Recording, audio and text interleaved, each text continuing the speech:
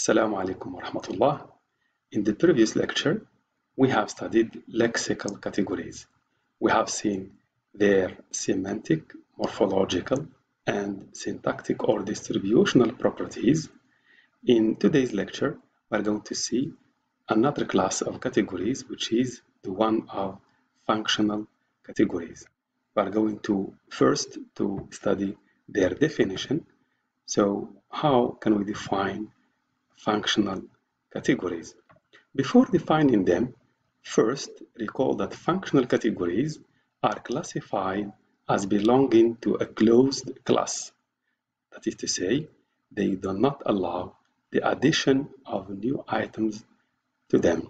We have seen this before, and we said that, for example, you will never see in English the addition of new prepositions or new conjunctions or new negative markers. The one that you know from the many years before are still exist and will remain as they are most likely.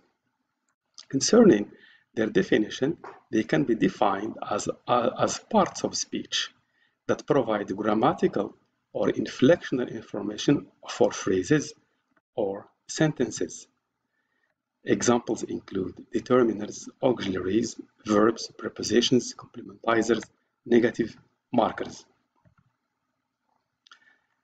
Another kind of definition given by Noam Chomsky in his minimalist program framework, functional categories for him are items of the lexicon without substantive content, without semantic lexical content. In other words, they are items that carry the grammatical aspects of a structure. Thus, by taking them out of the sentence, one would still understand the meaning, although it would not be totally grammatical. But the content is there, the meaning is there. By analogy, we have seen this in morphology when we said that, for example, the root is all that remains when you remove all the affixes. Exactly here, in a sentence, when you remove all the functional categories, what remains are substantive words with substantive meaning. Now we move to the second point after the definition, which is about the list of functional categories. In the English language, the inventory of functional categories include the following items: determiners, auxiliary verbs, pronouns. And we are going to see these first three in what remains of this recording. There are others like prepositions, conjunctions, complementizers, and negative markers. We are going to see them in the forthcoming recording. So the first functional category is that of determiners. They are notated as D or det. Semantically, determiners are words placed in front of a noun to make it clear what the noun refers to. They are also known as modifying words that determine the kind of reference a noun or a noun phrase has.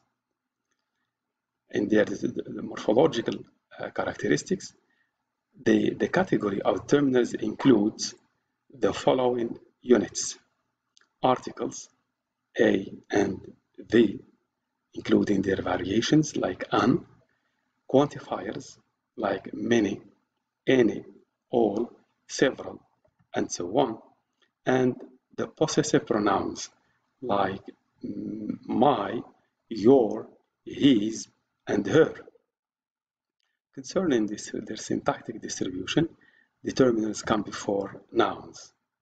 They come before nouns, or sometimes if there is an adjective, they come before the adjective, which comes before the noun.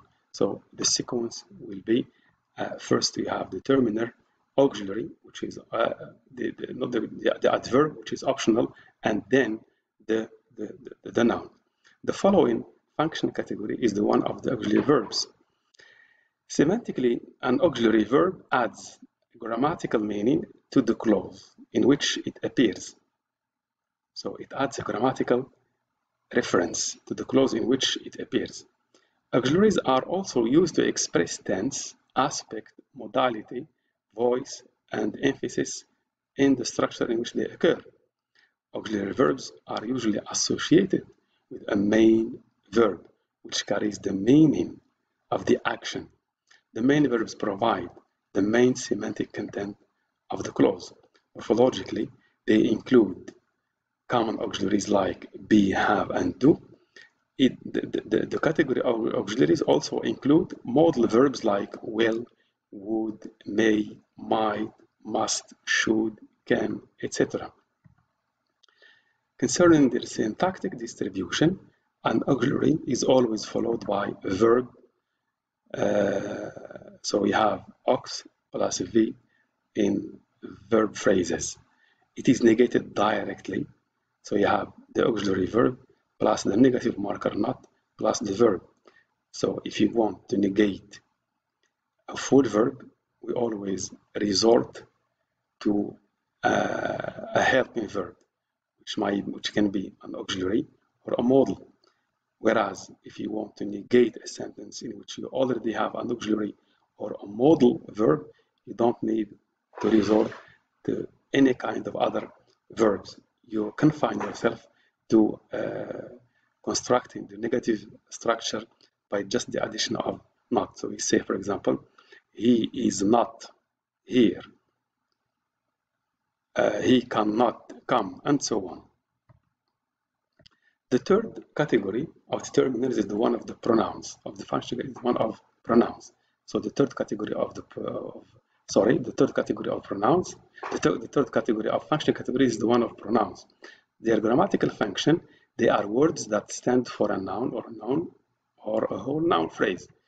Morphologically, it is a category that includes personal pronouns, and we have subject personal pronouns and object personal pronouns.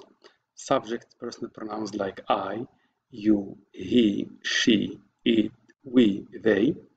Object personal pronouns like me, him, her, us, them. They are called as such because subject pronouns, they occur in subject positions. Object pronouns, they occur in the object position.